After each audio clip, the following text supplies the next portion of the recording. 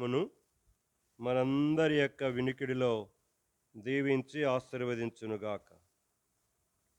జ్ఞానవంతురాలు మూఢురాలు. పరిశుద్ధ గ్రంథములో స్త్రీలను గురించి చాలా విషయాలని దేవుడు రాయిస్తూ వచ్చాడు. సో ఈ యొక్క రాత్రికాల సమయములో మనం వాటినేమి జ్ఞాపకం చేసుకోవట్లేదు, కానీ అయితే స్త్రీలను గురించి మంచి మాటలు రాయించాడు, చెడ్డ మాటలు కూడా రాయించాడు.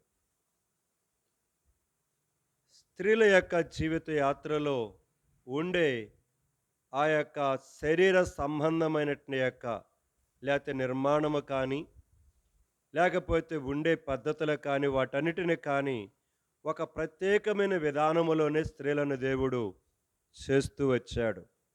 ఆయన నిర్మాణం పురుషుని కంటే కూడా స్త్రీ యొక్క నిర్మాణం ఇంకా ప్రత్యేకముగా మనం చూడగలుగుతాం. అది స్త్రీలైన ప్రతి ఒక్కరికి కూడా అది తెలిసిన విషయమే.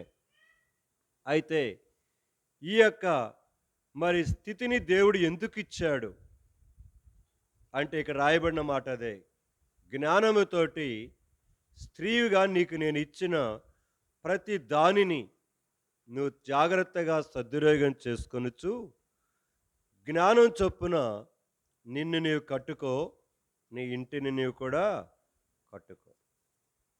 లోకములో చెప్తారు సామెత పెద్దవాళ్ళు, ప్రతి మగవాని యొక్క విజయం వెనక ఎవరుంటారట? ఒక ఆడకూతురు ఉంటుందట. ప్రతి మగవాని యొక్క పతనము వెనకాల కూడా మరి అదేంది, విజయం వెనకాల మగ అట్నే ఆమె ఉండి కరెక్ట్గా పతనం వెనకాల మరి ఇదేంది? అది మీకు ఇచ్చిన ధన్యత అనుకోవచ్చు. ధన్యతను సరిగా వాడుకోకపోతే అది కనుక నాశనానికి వాడుకుంటారు. అది రెండిటికి రకాలుగా వాడచ్చు. అయితే ఎక్కువ శాతం బైబిల్ పట్టుకున్న విశ్వాసులు కూడా మూఢురాలుగానే ప్రవర్తిస్తున్నారు, మూర్ఖంగానే ప్రవర్తిస్తున్నారు. ఈ మధ్య నేను ఒక సంఘటన విన్నప్పుడు నా మట్టుకు నాకే భయమేసింది, ఆశ్చర్యం వేసింది. అంత భయంకరంగా స్త్రీ తన జీవితంలో వ్యవహరిస్తూ ఉంది. నిజంగా నాకైతే మతిపోయింది. తాను చెయ్యాలనుకున్న పాపాన్ని చేయటానికి కొరకై తన భర్తను ఇంటి దగ్గర ఉండగానే ఆయనను పిచ్చివాణిగా చేసేసి తన ఇంటిలోనే మరొకడితోటి జీవిస్తూ ఉందట. నిజంగా అది విన్నప్పుడు నాకు అనిపించింది, ఎంత బరితెగించిందా అమ్మాయి అని. అంటే భర్తను పిచ్చివాణి చేసేసి ఇంటిలోనే, బయట ఎక్కడో కాదు, ఇంటిలోనే మరొక గదిలో ఈ అమ్మాయి వ్యవహరించే విధానం అది వింటుంటేనే నాకు అనిపించింది, ప్రేమైన వాళ్ళరా, ఈనాడు నేను అందుకని చెప్పాను మీకు. ఒకరు చెప్తూ ఉంటే విన్నాను నేను. చాలా దూర ప్రాంతాన్ని సికింద్రాబాద్ నుంచి వారు ఫోన్ చేశారు. దాదాపుగా 4-5 సంవత్సరాల కింద సంగతి చెప్తున్నాను నేను. అన్నా నీకేం తెలుసు ఇక్కడ సంగతి అని అన్నారు. ఏంటిదంటే చెప్తూ వచ్చారు, భర్తలు ఉద్యోగానికి వెళ్ళటంతో భార్యలు వాళ్ళ డ్యూటీకి వెళ్తారట. జరుగుతున్నది. భర్తకు టాటా చెప్తారట. అటు వెళ్ళటంతో వాడికి ఇష్టమైన వాడికి ఫోన్ చేసుకుని ఇంటికి పిలిపించుకుంటారట. ఎన్నున్నాయి సీసీ కెమెరాలో రికార్డ్ అయ్యి ఆ యూట్యూబ్లో, ఒకటి కాదు. ప్రేమైన వాళ్ళరా, జ్ఞాపకం చేసుకోవాలి, జీవిత యాత్రలో నీ చేతులారా నీ కుటుంబాన్ని నాశనం చేసుకుంటావో, నీ కుటుంబాన్ని కట్టుకుంటావో, అది నీ ఇష్టం. ఆ విషయమే కొరకే కానీ నేను చెప్తుంది, శారీరక యొక్క కలయిక గురించే కాదు, దొంగతనం చేసే వాళ్ళు ఉన్నారు స్త్రీలు. అబద్ధాలలో ఆరితేరిన వాళ్ళు ఉన్నారు, మోసములు ఆరితేరిన వారు ఉన్నారు. ఏయ్, ఏంటి దెబ్బలు తగులుతాయి నీకు? ఆ? కాము కూర్చో. ఆ, కాము కూర్చోవాలట. కళ్ళు మొయ్యవాక, కళ్ళు తెరిచి చూడు. సరే, మనం చూసుకుందాం. సో జ్ఞానము కలిగిన స్త్రీ తన ఇంటిని కట్టుకుంటుంది. చాలా కుటుంబాలు, నా పర్సనల్గా చెప్తున్నాను, నేను సేవకొచ్చిన తర్వాత, నేను దాదాపుగా నాగపూరు, అలానే ఉయ్యూరులో ఉన్నాను, తర్వాత సేపాపేట ఇక్కడ, తర్వాత ఇంకోలు దర్శి. తిరిగి అప్పుడప్పుడు ఆయా ప్రాంతాలకు పరిచయ కొరకు వెళ్ళాను ఇంతకుముందు. నేను చూసినంత వరకు చెప్తున్నాను, మీరు ఏమన్నా అనుకోండి, కుటుంబం నాశనం కావటానికి, భర్త పిల్లలు సరిగా ప్రవర్తన లేకపోవడానికి కారణము ఆడవాళ్ళ నోరే. ఆడవాళ్ళ నోరే, వాళ్ళు చేసే ప్రవర్తనే. వాళ్ళ ఇంటి, నేను చెప్తేనే, ఇంట్లో భర్తను అందరిని కంట్రోల్ చేస్తుంది, కానీ ఆత్మీయ జీవితంకి వచ్చేసరికి చేయలేదు, చేయదు కూడా. దానికి అవసరం ఏముంది? అవసరం ఏం లేదు. తీసుకొచ్చి జీతం ఎత్తున్నాడు, అందరు మాట వింటున్నారు, ఇక చక్కగా హాయిగా ఊరేగుతూ ఉంటాం. ఆత్మీయ జీవితాన్ని పట్టి ఈ విశ్వాస సంగతి నేను చెప్తుంది, అవిశ్వాస సంగతి కాదు. ఇష్టం వచ్చినట్టు అప్పులు, కనబడిన వస్తువు వల్ల తెచ్చుకోవాలి. నీకు అవసరమున్నా లేకపోయినా, అవసరమా నీకు అది? మా తోడుకోళ్ళ ఇంట్లో ఉంది కాబట్టి నా ఇంట్లో ఉండాల్సింది అంతే. అంతా కనుక అసూయ, మత్సరం ఎక్కువ శాతం. ఓర్చుకోలేని తత్వం ఎందుకో మరి, ఓర్చుకోలేని తత్వం. పక్కనక్క బాగా ఉంటే ఓర్చుకోలేవు. ప్రేమైన వలరా, అదుకొని మూఢత్వముతోటి బైబిల్ పట్టుకొని వస్తున్నామే కానీ మూఢత్వముతోని మన కొంపలను మనం కొల్లేరు చేసుకుంటున్నాం. అలాగుండద్దు. ఇకనైనా జాగ్రత్త. ఇక్కడ నువ్వు తీసుకొని పోయేది ఏమీ లేదు, అక్కడ ఉంది లెక్క అంతా. ఇక్కడ ఎవడికి చెప్పాల్సిన పని లెక్క అక్కడ చెప్పాలి. పరిశుద్ధ గ్రంథములో అనేక స్త్రీలను గురించి జ్ఞానము గల చొప్పున వారి జీవితాలు ఎలా కట్టుకుంటూ వస్తూ వచ్చినారో మనం చూస్తూ ఉన్నాం. దాని కొరకే నేను ప్రస్తుతం రెండవదిగా మరియా అనే క్యారెక్టర్ని తీసుకున్నాను. మరియలు మొత్తం 7గురిగా నేను జ్ఞాపకం చేస్తూ వచ్చాను. అందులో మొదటి మరియా, మనం రోమీ రాసిన పత్రిక 16వ అధ్యాయం 6వ వచనములో మనం చూస్తూ వచ్చినాం. ఆమె ప్రభువునందు బహుగా ప్రయాసపడిన మరియా, మొదటిదిగా చూస్తూ వచ్చినాం. నేను దాన్ని దీర్ఘంగా పొడిగించాలనుకోవట్లేదు. సో నేను రెండో భాగానికి వెళ్ళిపోవాలనుకుంటున్నాను ఈరోజు, రెండో మరియ దగ్గరికి. మొదటి మరియ దగ్గరికి వచ్చినప్పుడు కొంచెం యేసుక్రీస్తు ప్రభు తల్లిని మరియను గురించి వచ్చినప్పుడు కొన్ని వారాలు చూడటానికి ప్రయత్నం చేద్దాం. అది లాస్ట్ది కనుక. ఆమెను గురించి అనేక లేఖన భాగాలు రాయబడ్డాయి. మనకి 4 సువార్తలలో దాన్ని చూడటానికి ప్రయత్నం చేస్తాం కొంచెం విపులంగా. సో ఈరోజు రెండవ మరియను గురించి చూద్దాం. ఆ మరియే అపోస్తుల కార్యము గ్రంథం 12వ అధ్యాయం, అపోస్తుల కార్యము గ్రంథము 12వ అధ్యాయం చదువుకుందాం. వచనం 11 నుండి 17వ వచనం వరకు చదువుకుందాం. 11 నుండి 17 వరకు చదువుకుందాం కలిసి. పేతురుకు తెలివి వచ్చి ప్రభు తన దూతను పంపి హేరోదు చేతిలో నుండి యూదులను ప్రజలు నాకు చేయనుద్దేశించిన వాటన్నిటి నుండి నన్ను తప్పించి ఉన్నాడని ఇప్పుడు నాకు నిజముగా తెలియనని అనుకొనెను. ఇట్లు ఆలోచించుకొని అతడు మార్కు అను మారుపేరు గల యోహాను తల్లి అయిన మరియ ఇంటికి వచ్చెను. అక్కడ అనేకులు కూడి ప్రార్థన చేయుచుండ్రి. అతడు తలవాకిట తలుపు తట్టుచుండగా రోదె అని ఒక చిన్నది ఆలకించుటకు వచ్చెను. ఆమె పేతురు స్వరము గుర్తుపట్టి సంతోషము చేత తలుపు తీయక లోపలికి పరిగెత్తుకొని పోయి పేతురు తలుపు దగ్గర నిలుచున్నాడని తెలిపాను. అందుకు వారు, నీవు పిచ్చిదానివనిరి. అయితే తాను చెప్పినదే నిజమని ఆమె దృఢముగా చెప్పినప్పుడు వారు, అతని దూతనిరి. పేతురు ఇంకను తట్టుచున్నందున వారు తలుపు తీసి అతను చూచి విభ్రాంతి నొందిరి.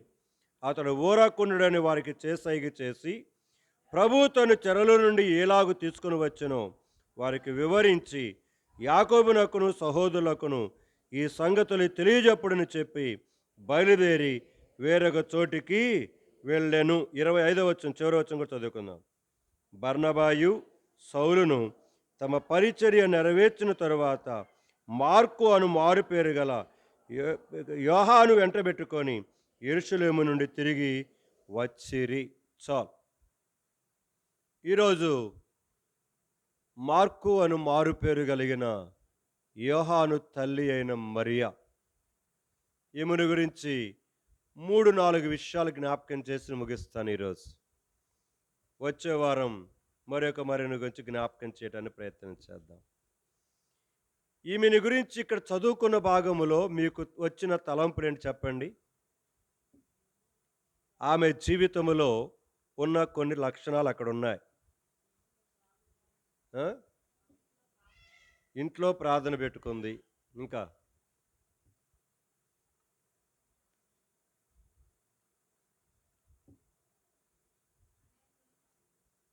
అనేకులను సమకూర్చింది. ఆలోచించండి, ఆలోచిస్తే వస్తాయి. సహవాసం కలిగి ఉంది.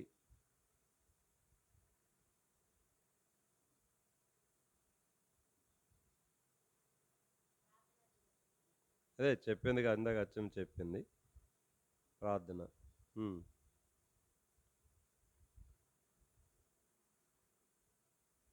నేను 3-4 విషయాలు జ్ఞాపకం చేయాలనుకుంటున్నాను. సరే, చూడటానికి ప్రయత్నం చేద్దాం.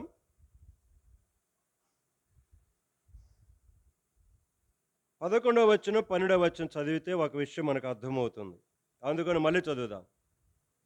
11, 12 వచనాలు.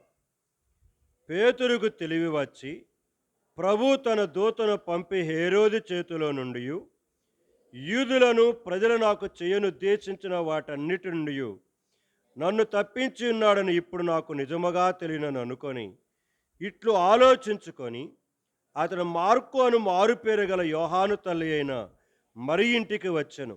అక్కడ అనేకులు కూడి ప్రార్థన చేయుచుండిరి. ఇక్కడ నాకు గ్రహింపులోకి వచ్చినట్టు యొక్క విషయం ఒక మాట మీకు జ్ఞాపకం చేస్తూ నా దినభాగంలో నుంచి ఒక వచనం ఇక్కడ యాడ్ చేస్తాను మీకు. సామెతల గ్రంథం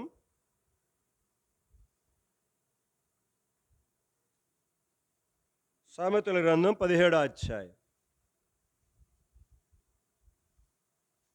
సామెతలు 17 చదువుకుందాం అందరం. 17వ చరణం. నిజమైన స్నేహితుడు విడువక ప్రేమించును, దుర్దశలో అట్టివాడు సహోదరుడుగా ఉండును. పేతురు చాలా భయంకరమైన దుర్దశలో ఉన్నాడు. చెరసాలలో సంఖ్యల చేత బంధింపబడి విడిపించబడ్డాడండి. ఇప్పుడు అది వేరే విషయం.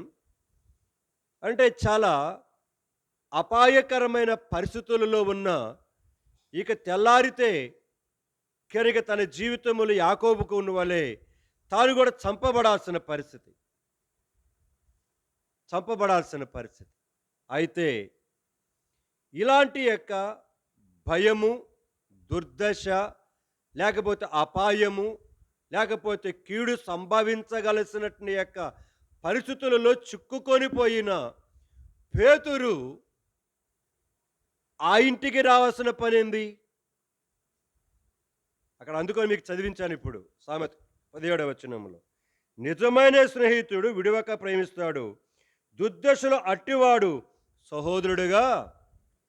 సో నాకు వచ్చినట్టు యొక్క తలంపు ఏంటంటే, ఇలాంటి దుర్దశలో, దుఃఖకరమైన, వేదనకరమైన పరిస్థితులలో ఎవరింటికి పడితే ఆ ఇంటికి పోరు. ఎవరింటికి వెళ్తారు చెప్పండి? ఎవరు వారి మొర ఆలకించి, వారితో కాసేపు కూర్చొని, ఆదరించి, ఆదరణ కలమైన మాటలు చెప్తారో, అక్కడికెళ్తే నాకు ప్రశాంతత దొరుకుతుందని అనుకుంటారో, అక్కడికి మాత్రమే వెళ్తారు. మరొక్క చాటుగా వెళ్లరు. ఒకరు ఫోన్ చేస్తూ నాకెప్పుడు కూడా చెప్తూ ఉంటారు వాళ్ళు. ఆ ఇంట్లో జరిగే ప్రతి విషయం, నా ఇంట్లో జరిగే ప్రతి విషయం నాకు, నా భర్తకు, తర్వాత నేను మా అమ్మాళ్ళకి కూడా చెప్పను బ్రదర్ మీకు చెప్తానంటది తాను. ఎవ్వరికీ చెప్పదు. నేను కూడా అదే అంటాను. చెప్పొద్దు ఎవరికి. ఎందుకంటే నువ్వు బాధపడుతున్నావు. నువ్వు బాధపడుతూ మరొకరు నువ్వేం చేయొద్దు. ఎందుకంటే నీ కుటుంబం బాగా సాగుతుందని మీ అమ్మాళ్ళు అనుకుంటున్నారు. మీ అక్క చెల్లెలు అనుకుంటున్నారు. కాబట్టి తను ఏ కాడికి వాళ్ళ అమ్మాళ్ళకి గాని, వాళ్ళ నాన్నలకు గాని ఎట్టి పరిస్థితులలో ఎవరికీ చెప్పదు. ఒకవేళ ఈ యొక్క పరిస్థితి ఏదైనా ఒక సందర్భాన్ని బట్టి అప్పుడప్పుడు వస్తారు కదా బంధువులు, రక్త సంబంధులు వస్తారు కదా, ఇటు ఈ అమ్మాయి తరపున వాళ్ళు వాళ్ళకి నీ యొక్క భర్త తరపు వాళ్ళు వస్తారు కదా, వచ్చినప్పుడు కొన్ని విషయాలు ఇంట్లో గ్రహిస్తారు. గ్రహించిన తర్వాత 2, 3 రోజులు ఉన్న తర్వాత వెళ్ళిన తర్వాత ఏంటమ్మా నువ్వు చెప్పిన దానికి మేము చూస్తున్న దానికి తేడా ఉందని అంటారు. ఏది అక్కడికి వెళ్ళిన తర్వాత. అంటే అలాగానే ఈ అమ్మాయి దగ్గర నుంచి సమాచారం రాబట్టడానికి. జాగ్రత్త విను నేను చెప్తున్న మాట. అలాగని ఈ అమ్మాయి దగ్గర నుంచి ఎందుకంటే దూరంగా ఉన్నప్పుడు వేరు, దగ్గరగా ఉన్నప్పుడు వేరు. కళ్ళతో చూస్తూ ఉంటారు విషయాలు. కళ్ళతో చూస్తున్నప్పుడు వాళ్ళు అడుగుతారు వెళ్ళిన తర్వాత. అడిగినప్పుడు ఈ సహోదరి సాధ్యమైనంత వరకు కవర్ చేస్తది. తన భర్త మీద నింద మోపటానికి ఏం చేయదు. వాళ్ళు అంటున్న మాటను కవర్ చేసి సాధ్యమైనంత వరకు కాదు నువ్వు అబద్ధం చెప్తున్నావు అంటే అప్పుడేదో కొంచెం లైట్‌గా వాళ్ళకి అర్థం కానట్టు చెబుద్ది అంతేగాని పూర్తి విషయం మాత్రము నేను అందుకనే చెప్తాను. మీ జరుగుతున్న కొన్ని విషయాలు మీరు బాధపడండి. మీ కుటుంబంగా దేవుడి మీద ఆధారపడండి. ఎవరికి పడితే వాళ్ళకి వాటిని చెప్పద్దు. ఎందుకంటే ఆడవాళ్ళు ఎట్టుంటారంటే నేను ఎవరికి చెప్పను అని చెప్పి మొత్తం చెప్తారనమాట అందరికి. నేను ఎవరికి చెప్పనన్నా అంటారు. నేను నీ ఒక్కరికి చెబుతున్నానా అంటారు. ఇక్కడ పోయి మళ్ళీ అక్కడికి పోయి మరి నీ ఒక్కరికి చెబుతున్నా ఎవరికి చెప్పొద్దన్నాడు అన్న. మొత్తం టామ్ టామ్. నోట్లో మాట మన అక్కలకి ఏముండదు, దాగదు. ఏదైనా ఒక సహోదరికి క్లోజ్‌గా ఉంటే వాళ్ళకి 2, 3 విషయాలు చెప్పుద్ది అంతే. నా కోసం కొంచెం ఇబ్బందిగా ఉంది అని అట్టగా చెప్తూ ప్రార్థన చెప్తుంది అంతేగాని మిగతా విషయాలు ఏమియో తను అంటదనమాట ఆ మాట. అవును నేను అదే చెప్తాను. అవసరమైతే రండి నా దగ్గరికి రండి. కాసేపు ప్రార్థన చేద్దాం. నీ విషయమును చెప్పుకొని దేవుని దగ్గర ప్రార్థన చేద్దాం. మనుషులకు చెబితే ఎవడు తీర్చడు. ఇప్పుడు కుటుంబాల్లో సమస్య వచ్చింది. చెప్తున్నాను మీరు అర్థం కావటానికి. నువ్వేమంటావు? బాధ తట్టుకోలేక తల్లివి గాని, తండ్రివి గాని, అక్కవి గాని అంటావు. ఎందుకు ఆ పనికి మాలినాడతాడు ఉండే బదులు వచ్చేసే అంటావు.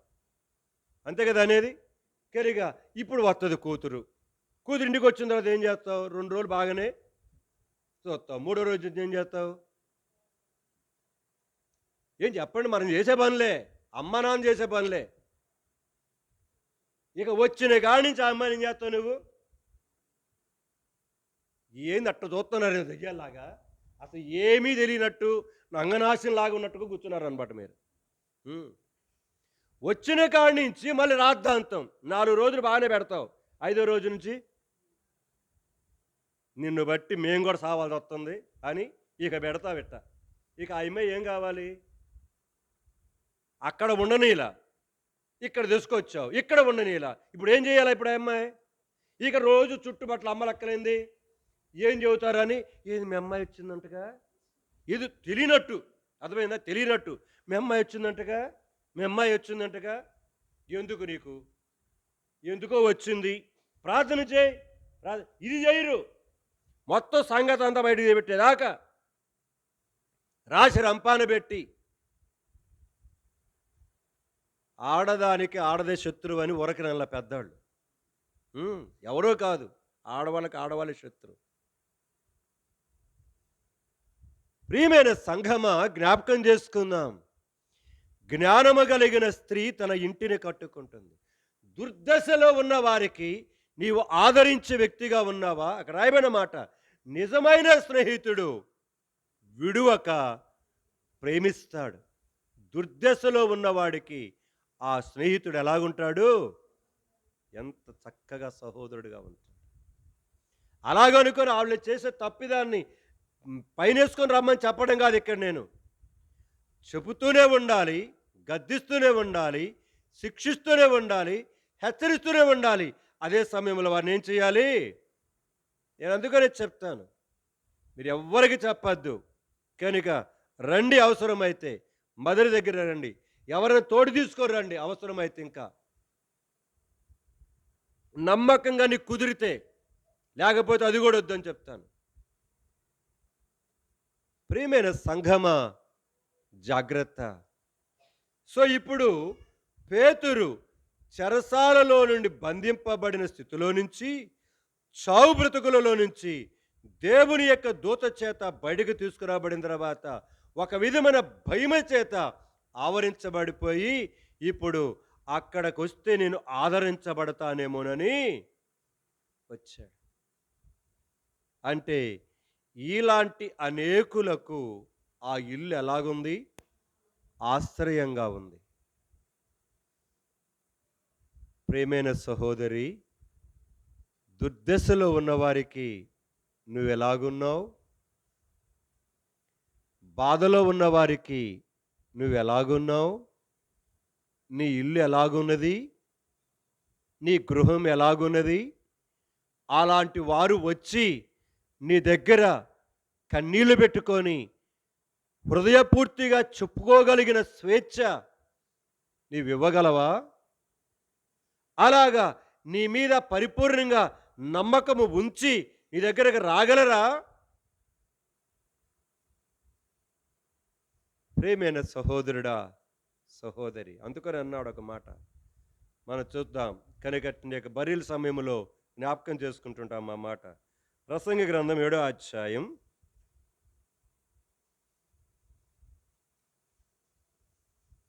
ప్రసంగి గ్రంథము 7వ అధ్యాయం చదువుకుందాం.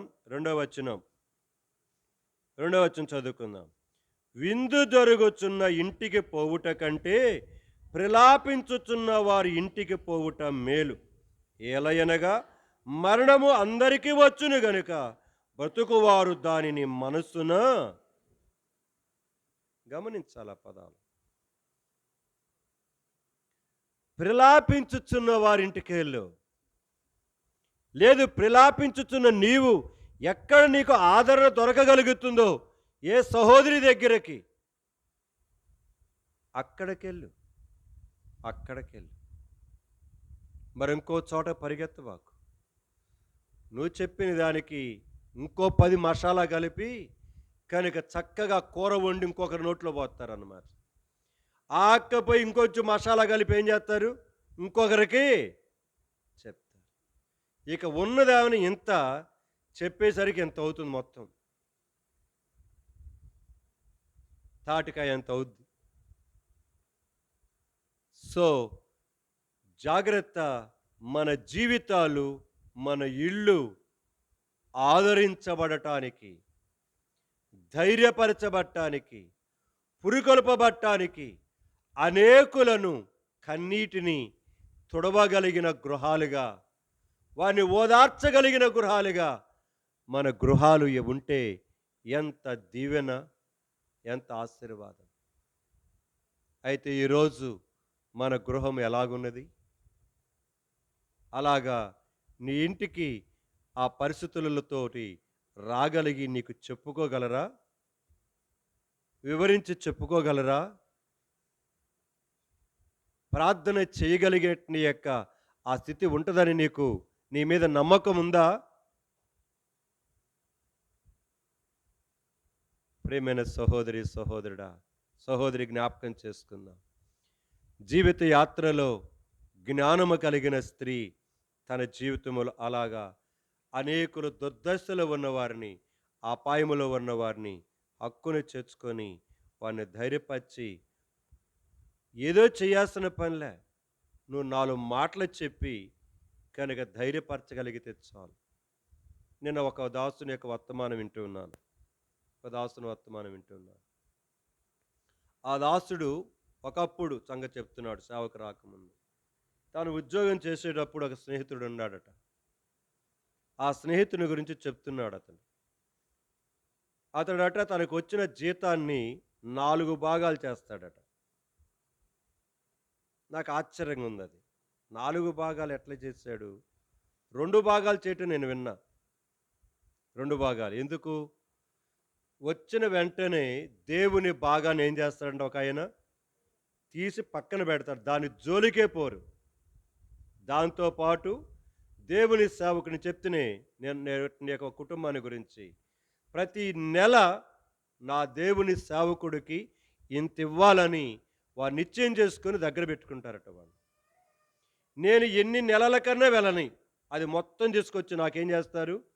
బ్రదర్ మీరు వాడుకొని, ఇది మీకోసం తీసింది, ఇది మా నిర్ణయం మొదటి నుంచి అని చెప్పారు వాళ్ళు. మా నిర్ణయం చెప్పారు. ఇది 4 భాగాలట. నాకు ఆశ్చర్యం వేసింది. ఏంటిది? మొత్తం ఒకవేళ చెప్తున్నాను ఉదాహరణగా, రూ. 1,00,000 వచ్చిందనుకోండి. రూ. 1,00,000 వచ్చిందనుకోండి. రూ. 1,00,000ని 25,000, 25,000, 25,000గా చేస్తాడట. చేస్తాడట. లేకపోతే ఎలా చేస్తాడు గుర్తులేదు గానీ 25% మాత్రం దేవుడి మందిరానికి మధ్య 25% ఇస్తాడట. 25% ఇస్తాడు. మీరు మిగతాది కనుక ఎన్ని భాగాలు చేశాడో తెలీదు గానీ ఒక భాగం మాత్రం సంఘములో తనకి తెలిసిన ఆత్మీయులు ఎవరైనా కష్టములో ఉన్నారని తెలిస్తే వెంటనే వెళ్ళి ఆ డబ్బులు తీసుకొని పోయి వాళ్ళ చేతిలో పెట్టి కాముగా వచ్చేసేస్తాడట.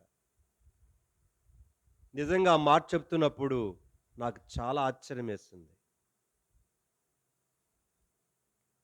నిజంగా ఆ కుటుంబంలో అక్కరతలో ఉన్నారు, కన్నీరులో ఉన్నారు అని గాని తెలిస్తే ఒక భాగాన్ని మాత్రం ప్రక్కన పెడతాడట. ఆ భాగాన్ని తీసుకొని పోయి వాళ్ళ చేతిలో పెట్టేసి వచ్చేస్తాడట. నిజంగా ఉన్నారు కొంతమంది. నాకు అది చాలా కదిలించింది. నేను రాత్రి మేట మా వాక్యం వింటున్నప్పుడు మన జీవితాలలో మనం ఎలాగుంటున్నాం? అయితే దేవుడు ఆ కుటుంబాన్ని ఎప్పుడు కూడా తక్కువగా ఏం చేయలేదట. దేవుడు వారి బిడ్డలను, వారి కుటుంబాన్ని దేవుడు ఒక ఆత్మీయమైనట్టుగా పరిపక్వతలోని పిల్లలను కూడా ఉంచాడట. అవును. దేవుని భయం కలిగి దేవుని కొరకు మనం ఒక పని చేయటానికి కొరకు ముందుకెళ్తున్నప్పుడు దేవుడు మనల్ని ఎప్పుడు కూడా తక్కువగా ఉంచడండి. ఉంచడు. ఎంత చక్కని ఆదరణ ఉందో నాకు తెలియదుగా నా కుటుంబంలో. అతడు రావటముతోటే వెంటనే కనుక ఆ ఇంటికి అతడు వచ్చాడు. రండి సామెతల గ్రంథంలోనే ఒక 2-3 వచనాలు మీకు జ్ఞాపకం చేస్తాను. 16వ అధ్యాయం. సామెతల గ్రంథము 16వ అధ్యాయం 20వ వచనం చదువుకుందాం. 20వ వచనం 21 కూడా చదువుకుందాం. ఉపదేశమునకు చెవియొగ్గువాడు మేలు నొందును, యెహోవాను ఆశ్రయించువాడు ధన్యుడు.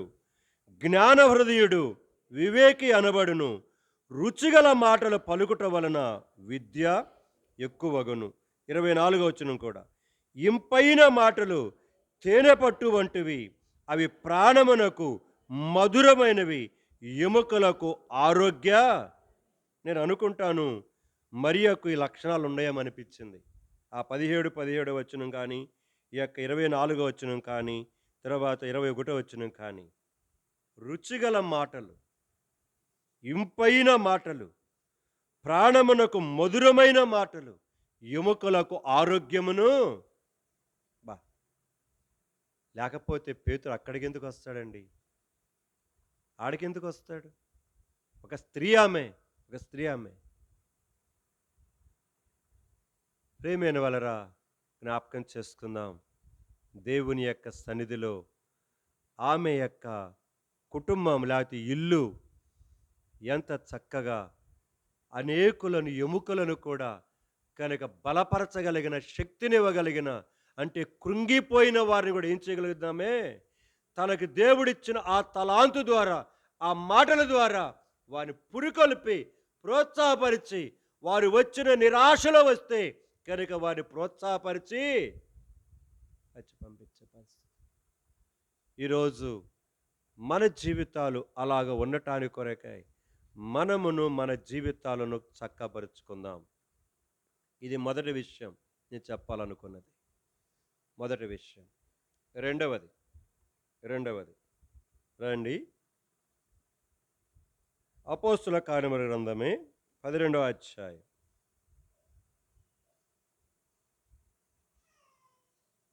12వ అధ్యాయము మనమందరం కలిసి 17వ వచనం చదువుకుందాం. అతని కోసమే తలుపు తీశారు. తలుపు తీసిన తర్వాత అతడు వచ్చేసరికి వాళ్ళకి ఆశ్చర్యపోయారు. ఆశ్చర్యపోయినప్పుడు అతడు ఏమంటున్నాడు పేతురు చూడండి. పేతురు ఏమంటున్నాడు ఆ ఇంట్లో ఉన్న. ఊరకుండుడని వారికి చేసెను. ప్రభువు తను చెరసాలలో నుండి ఏలాగు తీసుకొని వచ్చును వారికి వివరించి, గమనించాల పదాలు, డాష్ అంటున్నాడు, యాకోబునకును సహోదరులకును ఈ సంగతులు తెలియచేయడని చెప్పి బయలుదేరి వేరొక చోటుకి కొన్ని విషయాలు ఆ ఇంటి వారికి చెప్పాడు. అక్కడున్నారు చెప్పారు. చెప్పేసి అక్కడి నుంచి బయలుదేరి వెళుతూ ఈ విషయాలు యాకోబుకును సహోదరులకు ఏం చేయి.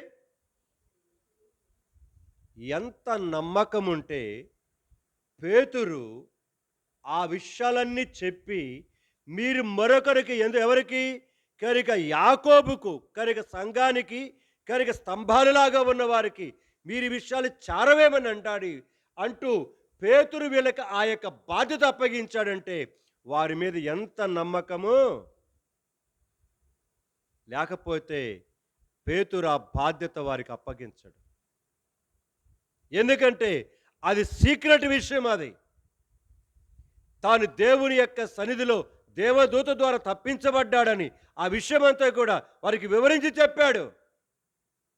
వివరించి చెప్పి ఈ విషయమంతా కూడా యాకోబు యొక్క వారి చారయ్యారు సహోదరులకి. ఎవరికి పడితే వాళ్ళకి విషయాలు చారేయమని మనం చెప్పం. అందులో ఇలాంటి విషయాలు, ఎందుకంటే ఈ ప్రాణం మీదకి వచ్చే విషయాలు, ఎందుకంటే ఆ తర్వాత వచ్చి మీరు చదివితే కనుక పేతురు అక్కడ చెరసాలలో నుంచి వచ్చేసరికి వాళ్ళు లోపల చూస్తే తెల్లారి లోపల చూస్తే లేడు. కనుక వాళ్ళందరూ గందరగోళం అయిపోయారు. ఇప్పుడు అది పెద్ద కేసు అవుతుందన్నమాట. పెద్ద కేసు అవుతుంది. అంటే ఇలాంటి అపాయమును తీసుకొచ్చే విషయాలు వారికి వివరించి చెప్పి వారి ద్వారా కబుర్ను ఇంకోసారి పంపిస్తున్నారంటే ఇలాంటి విషయాలు ఎవరికి పడితే వాళ్ళకి చెప్పరు. నాకు ఇప్పుడు ఇదో మాట చెప్తుంటే ఒక మాట గుర్తుకొస్తుంది. సమూయేలు 2వ గ్రంథం. దావీదు తన కుమారుడైనటువంటి యొక్క అబ్షాలోము యెరూషలేము యొక్క సింహాసనం మీదకి అధిష్ఠించిన తర్వాత తను వెళ్ళిపోతూ చెప్తున్నాడు విషయం. 15వ అధ్యాయం రండి. 15వ అధ్యాయం. ఇక్కడ హోషేయ కనబడతాడు మీకు. 32వ వచనం నుంచి 32 నుంచి చదువుదాం. దేవుని ఆరాధించు స్థలం ఒకటి ఆ కొండ మీద ఉండెను. వారు అచ్చడికి రాగా అర్కీయుడైన హోషేయ పైవస్త్రము చింపుకొని తల మీద ధూళి పోసుకొని వచ్చి రాజులకు దర్శనము చేసెను. రాజు, నీవు నాతో కూడా వచ్చిన ఎడల నాకు భారముగా ఉందువు. నీవు పట్టణమునకు తిరిగిపోయి, రాజా, ఇంతవరకు నీ తండ్రికి నేను సేవ చేసినట్లు ఇకను నీకు సేవ చేసేదని అబ్షాలోముతో చెప్పిన యెడల నీవు నా పక్షము వాడవై ఉండి అహీతోపెలు యొక్క ఆలోచనను చెడగొట్టగలవు. అక్కడ యాజకులైన సాదోకును అబ్యాతారును నీకు సహాయకులుగా ఉందురు. కాబట్టి రాజనగరయందు ఏదైనను జరుగుట నీకు వినబడిన యెడల యాజకుడిని సాదోకునకును అబ్యాతారుకును దానిని నీవు చెప్పవలను. సాదోకు కుమారుడైన అహీమయస్సు అబ్యాతారు కుమారుని యోనాతాను ఇద్దరు కుమారులు అచ్చట ఉన్నారు. నీకు వినబడినదంతయు వారి చేత నా యొద్దకు వర్తమానము చేయమని చెప్పి అతనిని సో కొన్ని విషయాలు అందరికి చెప్పరు. అందుకని అక్కడ ఇద్దరికి చెప్తున్నాడు. చెప్పేసి వారు అక్కడ ఉంచేసి దావీదు వచ్చేసాడు.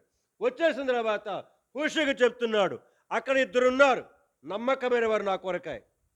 ఏదైనా సరే రాజనగర్లో జరుగుతూ ఉంటే వెంటనే వారికి నువ్వేం చేయి, కబురు చేయి. వారు వచ్చి నాకు విషయాన్ని చెప్తారు. అందుకని పర్టికులర్గా ఇద్దరు పేర్లు వ్యవహరించాడు అక్కడ. ప్రేమైన వలరా కొన్ని విషయాలు ఎవరికి పడితే వాళ్ళకి చెప్పకూడదు. సమాచారము మరొక చోటకు పంపించమని వారికి మీరు చెప్పకూడదు. అదేదో సామెత చెప్తారు కదా, ఏంటిది, చూసి రమ్మనరా అంటే కాల్చి వచ్చే టైప్ అన్నమాట మనంతా కూడా. పోయి చూసిరారా ఇక్కడ ఎందరంటే కనుక మొత్తం పోయి అంటించి కాల్చి బూడిద చేసి వచ్చిన తర్వాత నాకేం తెలియదని ఏంది పలకరింది, మొత్తం బూడిద చేసి వచ్చి ఏం చేస్తారు, నాకేం తెలియదు. అబ్బా అవును, బూడిద చేయటం నీకెవరికి? సంఘమా, ఎంత నమ్మకము కుదిరితే ఆ విషయాలని పేతురు వారికి చెప్పిపోతున్నాడేంటి వారికి. మన మీద దేవుడు ఆ నమ్మకము పెట్టగలడా? ఒక నమ్మకమైన నీకంటే పైన వాళ్ళు నీ మీద నమ్మకముతోటి ఆ పని నీకు అప్పగించగలరా?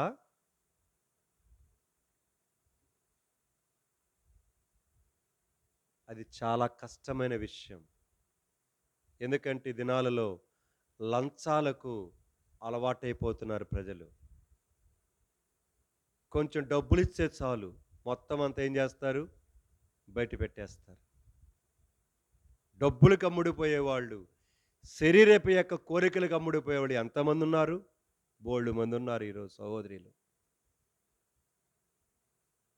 ప్రేమైన వారరా, జాగ్రత్త జాగ్రత్త. సో మొదటిది, దుర్దశలో ఉన్న వారిని ఆదరించగలిగిన గృహం ఆ గృహం. అందుకని పేతురు డైరెక్ట్గా ఆ ఇంటికి వచ్చాడు. రెండవది, వెళ్ళిపోతూ ఈ సమాచారం అంతా వివరించి చెప్పాను కదా, దీనిని అదిగో యాకోబుకు సహోదరులకు చేరవేయమని చెప్పి బాధ్యతను అప్పగించి వెళ్ళిపోతూ వచ్చాడు. సంఘానికి నాయకుడిగా ఉన్నట్టు పేతురు ఆ బాధ్యతను ఆ ఇంటి వారికి అప్పగించాడు. మన జీవితంలో మనకు దేవుడు అలాంటి యొక్క బాధ్యతను అప్పగించగలిగిన నమ్మకం మన మీద దేవుడు పెట్టగలడా? ఇది రెండో విషయం. మూడోది జ్ఞాపకం చేస్తాను. మూడోది రండి, అపోస్తుల కార్యముల గ్రంథం 12వ అధ్యాయం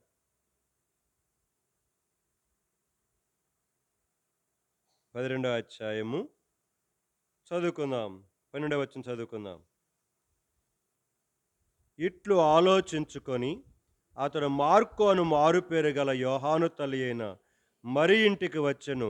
అక్కడ అనేకులు కూడి ప్రార్థన చేయుచు. ఇక్కడ మూడవ తలంపుగా మీరు ఇందాక జ్ఞాపకం చేస్తూ వచ్చారు. ఆ ఇల్లు అనేకులకు ఆహ్వానించే ఇల్లు. దేవుని సేవకులను, విశ్వాసులను అందరిని కూడా ఆ ఇంట చేర్చుకునే ఇల్లు. అనేకులు కూడి అని అక్కడ రాయబడింది. అనేకులు అక్కడ కూడారు, ఆ ఇంటకు వచ్చారు, కూడారు. మన గృహాలు దేనికి కూడుతున్నాయి? మన ఇంట్లో జనాలు అక్కలు, అమ్మలు, అక్కలు కూడారంటే దేనికి కూడారు? నలుగులేయటానికి. ఆ! ఇంకా చెప్పండి. పెళ్ళప్పుడు ఈ పొట్ట దగ్గర కడతారు అదెందో మరి నాకర్థం కాల. ఆ! మూట మా జయమ్మక్క కూతురు చూసా ఫస్ట్ నేను వచ్చినప్పుడు. ఏందో ఒక మూట కట్టింది మా జయమ్మక్క. ఆ! అందుకని పెళ్లి పెటాకులయిందది. ఆ! మనాళ్ళ బతుకులు మారవు. చెప్తున్నా ఇక్కడికొచ్చి ఆరాధన చేస్తూ ప్రభువా స్తోత్రం, ప్రభువా స్తోత్రం అంటారు. ఆడకు బోయి మరి ఏందో మరి నాకర్థం కాదు. మూటలు కడతారు కడుపు దగ్గర. దరిద్రపు ఆచారాలని మన ఫస్ట్ మనం ఉండేది. ప్రియమైన వాళ్ళారా ఒక జయమక్క కూతురు గురించి చెప్పేది. మీ కూతుర్లందరికీ చేసే పనదే మీరు. అమ్మలక్కలు ఇలాంటి పనులకి ఏం చేస్తారు? అసలు ముందల ఉండేది మనమే. హ్మ్. అసలు కొన్ని ఇళ్ళలోకి పోతే ఉందండి నాకైతే అసల మామూలు బా క క కోపం రాలా. అసలు ఇల్లు వాకిలి మొత్తం పసుపే. నీ మొఖాన కొట్టుకోకూడదు అందామనుకున్నాను. ఎందుకులే ప్రార్థన చేసి వచ్చేసా. లోపలికి అడుగు పెడదాముగా అనిపించలేదు నాకు. మనస్సాక్షి చంపుకొని అడుగుపెట్టా లోపలికి. ఎంత భయంకరంగా చేస్తున్నారండి విశ్వాసులు. ఇలాంటి పనికిమాలిన వాటన్నిటికి రక్షించబడిన మన అమ్మలక్కలు పెళ్ళిళ్ళ పేరంటాలకు మాత్రం భలే కొడతారు. భలే కొడతారు. కానీ దైవ సంబంధంగా కూడుకుందాం రమ్మంటే రారు. మన గృహాలు ఎలాగున్నాయి? దైవ సంబంధమైన వాటి కొరకైనా ఆహ్వానించగలిగిన కుటుంబాలుగానే ఉన్నాయా? ఇల్లులుగానే ఉన్నాయా మన ఇళ్ళల్లో? లేకపోతే లోక సంబంధమైన పద్ధతులని చేయటానికి కొరకై మన గృహాలలో కూడుతున్నారా? అమ్మలక్కలందరూ చేరి. పనికిమాలిన వ్యవహారాలు చేయటానికి కొరకై. దేని కొరకు కూడుతున్నారు? దేని కొరకు నీ ఇల్లు? అందుకేనా నీకిచ్చింది దేవుడిల్లు?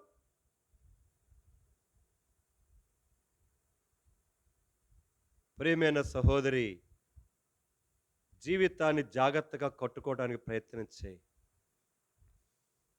దేవుడు సమస్తాన్ని చూస్తున్నాడు గుర్తుపెట్టుకోండి. ఇక్కడ చేసేవన్నీ దేవుడు గమనిస్తున్నాడు. కానీ ఒకరోజు నీ వంతులో నువ్వు నిలబడతావే, అప్పుడు అర్థమవుతుంది అక్కడ పరలోకములో. ఎంత పోగొట్టుకున్నామో, ఎంత నష్టపోయామో మనకు అర్థమయ్యేది అక్కడ, ఇక్కడేం అర్థం కాదు. మరి ఎందుకు నిలబడలేకపోతున్నారో నాకు అర్థం కావట్లేదు. దేవుని వాక్యము కొరకే, దేవుని కార్యాల కొరకు.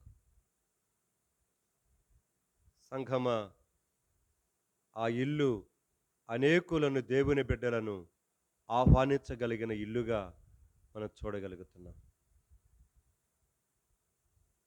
ఇది మూడవది. మన గృహాలు కూడా అలాగ దేవుని బిడ్డలను, దేవుని సేవకులను, ఇంకా అనేకులను ఆహ్వానించగలిగిన కుటుంబంగా ఉండటానికి కొరకే మన ఇల్లులో కూడా ఉండటానికి సిద్ధపరచుకుందాం. మూడవది అయిపోయింది. నాలుగవది. రండి అదే 12వ అధ్యాయము. 12వ అధ్యాయం వచనము 25 చదువుకుందాం. 25 బర్నబాయు సౌలును తమ పరిచర్య నెరవేర్చిన తరువాత మార్కను మారుపేరు గల యోహానును వెంటబెట్టుకొని యెరూషలేము నుండి ఇక్కడ పౌలు బర్నబాలు కూడా ఆ ఇంటికి వచ్చి ఆ ఇంటిలో ఉన్న ఆమె కుమారుడిని పరిచర్య కొరకై ఏం చేశారు? నేనిక్కడ నాలుగోది జ్ఞాపకం చేయబోయే విషయం ఏందంటే, ఆ ఇంటి ఇల్లాలు తన ఇంటిని ఎలాగ ప్రిపేర్ చేసిందో తెలుసా? తన బిడ్డను దేవుని పరిచర్య కొరకై పంపించగలిగిన యోగ్యునిగా తయారు చేసిన ఇల్లది.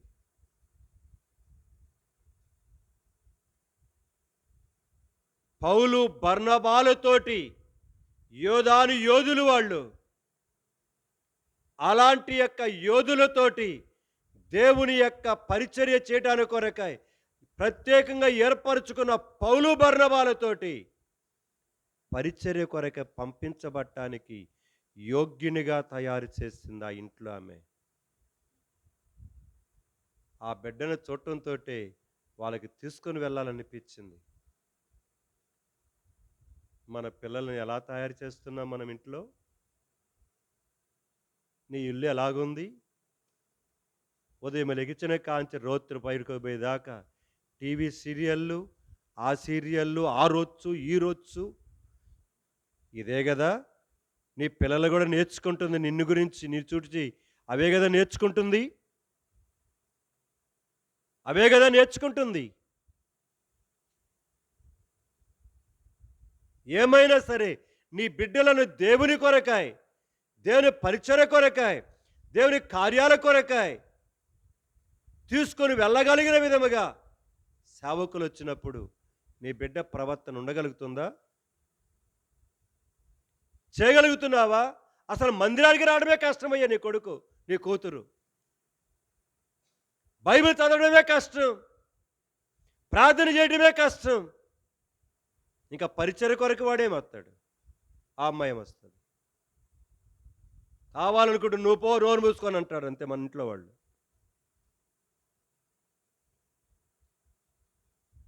నేను అందుకనే చెప్తాను పిల్లలను కంటం కాదు.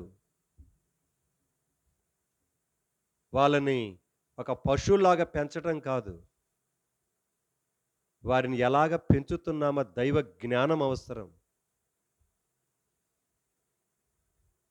బాలుడు నడువవలసిన త్రోవ నేర్పుమంటే ఎంతమంది ఉన్నారండి ఇక్కడ కూర్చుని నేర్పేవాళ్ళు? పొద్దున్నే లేచి కూర్చోబెట్టుకొని కుటుంబ ప్రార్థనలో పిల్లలు కూర్చోబెట్టుకొని ఎంతమంది ఉన్నారు?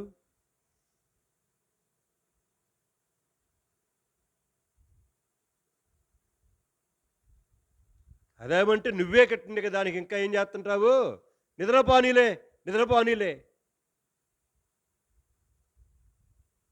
ప్రేమైన వాళ్ళరా, పిల్లలను ప్రేమించాల్సిందే కానీ అతి ప్రేమే మీ పిల్లల్ని ఏం చేస్తుంది?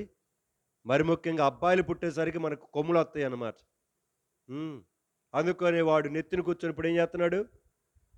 2 దబదబా ఆ భుజాన, ఈ భుజాన వాయిస్తున్నాడిప్పుడు. అబ్బాయి పుడితే ఇక అంతుగా ఇక మామూలుగా ఉండదు. అంతు గిట్ట ఇక మాములు ఇక్కడున్న భూమి మీద అక్కడ పైన నడుస్తుంటామన్నమాట.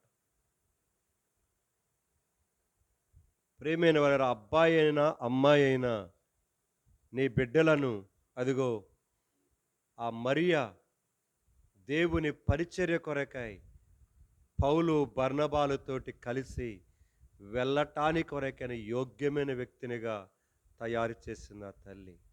అంతేకాదు మధ్యలో పరిచర్య మానుకొని ఏం చేశాడు? యోహాన్ ఈ మార్కు వచ్చేసాడు. వచ్చిన తర్వాత మళ్ళీ పరిచర్య కొరకు పంపించగలిగిన యోగ్యునిగా చేసింది. చూస్తాం ఆ 2 వచనాలు కూడా చూడండి. అక్కడే 13వ వచనము 13వ అధ్యాయము 13వ అధ్యాయం 13వ వచనం చదువుదాం. 13 తరువాత పౌలును అతనితో కూడా ఉన్నవారును ఓడ ఎక్కి పాపు నుండి బయలుదేరి పంపులియాలోనున్న పెర్గేకు వచ్చిరి. అతడు యోహాను వారిని విడిచిపెట్టి యెరూషలేమునకు తిరిగి 25వ వచనములోనేమన్నా 12-25వ వచనములో వారితో వెళ్ళాడు. ఇప్పుడు వారిని విడిచిపెట్టి వచ్చేసేసాడు. విడిచిపెట్టి వచ్చినందుకు ఆమె ఎంత బాధపడిందో, ఎంత ప్రార్థన చేసిందో, ఆ బిడ్డను మళ్ళీ ఎలా తయారు చేసిందో తెలుసా? రండి ఒక మాట చదువుతున్నాను మీ కొరకు. తిమోతి పత్రిక అనుకుంటాను. మొదటి తిమోతి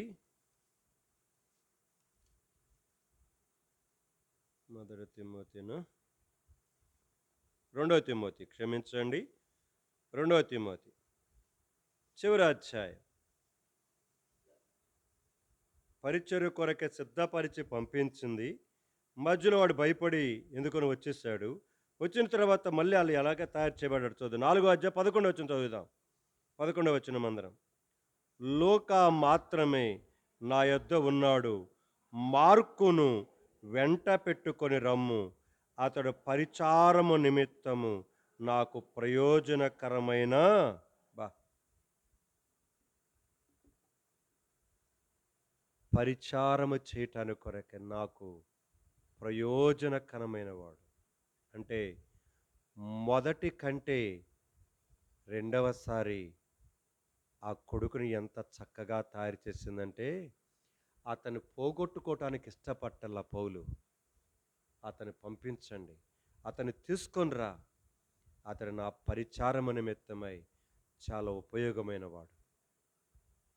ఇదే పౌలు, ఇదే మార్కును, ఇదే పేరు గల యోహానును 15 అధ్యాయములో కనుక వెంటబెట్టుకొని తీసుకొని పోవటానికి కొరకు బర్నబా ఇష్టపడితే ససిమేర రావటానికి లేదని చెప్పిన అదే పౌలు ఇప్పుడు తిమోతి పత్రికలో మాట్లాడుతూ అతడు నాకెంతో ఉపయోగమైన వాడు, ప్రయోజనకరమైన వాడు.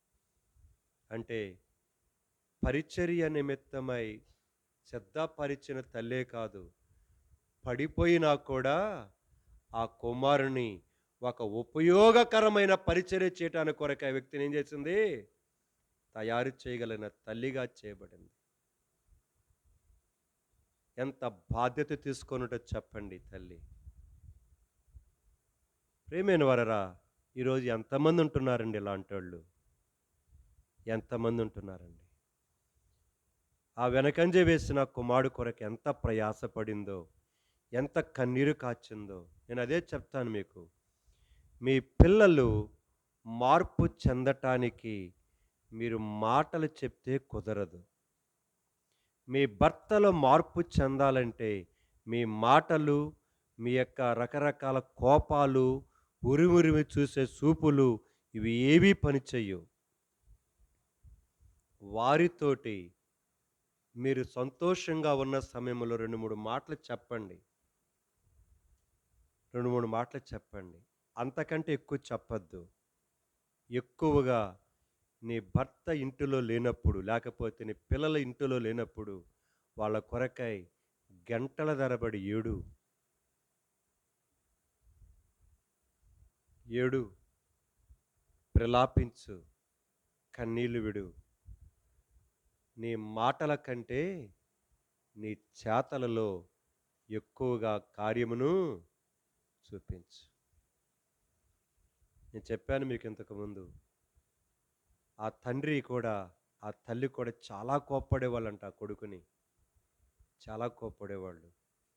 ఒక దైవజనుడు ఇలాగనే సలహా ఇచ్చాడంట. బ్రదర్, మీరు అలాగే చేస్తే యవనస్తులు వినేవాళ్ళు కాదిప్పుడు. కాబట్టి మీరు ఇలా చేయండి. నీ బిడ్డలను ప్రేమించటం ఆపొద్దు. కోపపట్టము, చేదరించుకోవటం ఆపేయండి. ఆపేయండి. ప్రార్థనకు రమ్మని చెప్పండి. కుటుంబ ప్రార్థనలో కూర్చోమని చెప్పండి. బలవంతం మాత్రం వాళ్ళని చేయొద్దు. మీరు కంటిన్యూస్‌గా ప్రార్థన చేసుకుంటా పోండి. వారి అవసరతలు మీరు తీర్చండి. ఇలాగ చెప్పాడో లేదో, వాళ్ళ నాన్నలో, వాళ్ళ అమ్మలో ఒక విధమైన మార్పు గమనించాడు కొడుకు. ఇంతకు ముందులాగా చెదరించుకోవటము, అసహ్యించుకోవటం, రకరకాలుగా ఇద్దరు ఉండేవాళ్ళు. ఎందుకంటే ఎంత తల్లికైనా, తండ్రికైనా బాధ కలుగుతుంది గదా!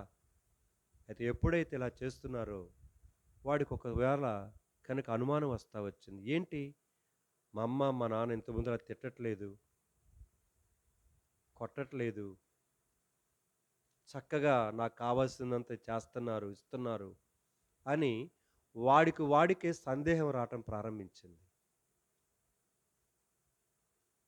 వాడి దగ్గర ఎట్టి పరిస్థితులలో కోపాన్ని, అసహ్యతను కనపరచట్లేదు. మామూలుగానే నీ యొక్క క్యాజువల్‌గా ఎలాగుంటారో మామూలుగా మాట్లాడతారు అలా మాట్లాడుతున్నారు. కానీ ఒకరోజు కన్నీళ్లు పెట్టుకుంటూ వాడే ఇంటికి తిరిగొచ్చాడు. వాళ్ళ అమ్మా, నాన్న కుటుంబ ప్రార్థన చేసుకుంటుంటే వచ్చి వాళ్ళ అమ్మా, నాన్న ప్రార్థన చేసుకుంటాడు. వీడు కూడా ప్రార్థన చేసి ఏడుస్తూ వచ్చాడట. కుక్క పెట్టుకొని. తల్లిదండ్రులు ఆశ్చర్యపోయారు. అవును, చేసేవాడు దేవుడు, మనం కాదు. ఆ తల్లిదండ్రుల హృదయములలో ఉన్న ఆ వేదనతోటి, దుఃఖముతోటి కన్నీళ్లు విడిచి ప్రార్థన చేస్తూ వచ్చారు. ఆ ప్రార్థన వాడి జీవితాన్ని మార్చేసింది. ఆ మాదిరి జీవితం ఇంతకు ముందులాగా మాట్లాడటలేదు తల్లిదండ్రులిద్దరూ. కనుక ఆ ఇష్టం వచ్చినట్టుగా మాట్లాడటలేదు. వాడికెందుకోనో కనుక దుఃఖం ఆగలేదు. ప్రార్థనలో కూర్చొని వాడు కూడా ప్రార్థన చేయటం ప్రారంభించాడు. ఆనాటి నుంచి అమ్మా నాన్న చనిపోయేంత వరకు ఎన్నడూ కూడా వెనకంజ వేసి తిరిగిన వాడు కాదు. కాబట్టి మాటలు తక్కువ చెప్పండి, కన్నీళ్ళు ఎక్కువ చేయండి, ప్రార్థన చేయండి. నీ బిడ్డలు నీ ప్రవర్తన చూస్తారు. ఒక చిన్న సంఘటన చెప్పి ముగిస్తాను. వారు చెప్తూ వచ్చారు, ఇందాక చెప్పాను కదా మొదట్లో అలాంటి సంఘటన. ఆ ఇంటికి వాళ్ళ బంధువుల పిల్లలు వచ్చారు. జాగ్రత్త వినని మాట. బంధువుల పిల్లలు వచ్చారు సెలవులకి. బంధువుల పిల్లలు వస్తే దాదాపుగా కనుక కొన్ని రోజులు ఉన్నారు ఇంట్లో. ఉన్న తర్వాత ఈ పిల్లలు సెలవులు అయిపోయిన తర్వాత వారింటికి వెళ్ళారు. వెళ్ళిన తర్వాత వాళ్ళు, మీకు అందుకని చెప్తాను చాలాసార్లు, పిల్లలు మీరు చెప్పేది చేయరు, మీరు చేసేది అబ్జర్వ్ చేస్తారు. జరిగిన సంఘటన చెప్తున్నాను. ఆ పిల్లలు ఈ ఇంట్లోకి వచ్చిన తర్వాత ఈ యొక్క భార్యాభర్తలు వారికి కావాల్సిన అన్ని సెలవులలో వీళ్ళ పిల్లల్లాగానే చూసుకుంటున్నారన్నమాట, బంధువుల పిల్లలు కాబట్టి. అయితే ఈ పిల్లలట వచ్చిన కాడి నుంచి వీళ్ళ బంధువులంటే ఈ భార్యాభర్తలను అబ్జర్వ్ చేస్తున్నారంట పిల్లలు.